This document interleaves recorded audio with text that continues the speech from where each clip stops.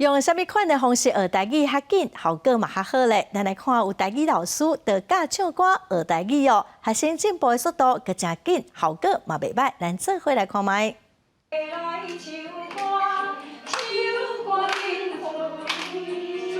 对音乐唱改编的台语老歌《望春风》，每一句歌词发音拢爱正确，而且除了学唱台语歌，嘛会当练习看台语文。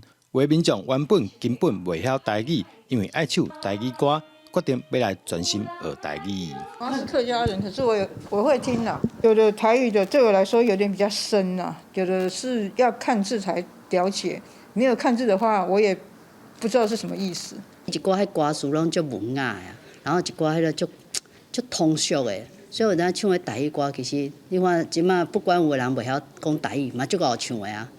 台语老师讲，其实用唱歌的方式来学台语，确实学的速度会较紧，尤其是有的歌词有真侪平常时较少去接触，利用唱歌会当更加了解内底的意思。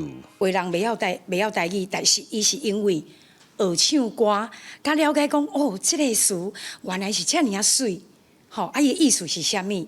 安尼伊就知影讲哦，原来这台语词，吼念起来遮尔好听，啊意思个遮尔水。人讲吼，用唱歌来咧学这个母语来学台语吼，是上介紧的。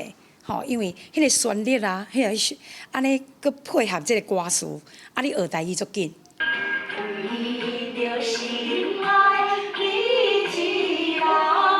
透过老师一句一句教，那家己的台语愈来愈进步，而且阁会当练习歌声。大家拢讲用这款的方式来学台语，实在真趣味。记者杜君和新潮报道。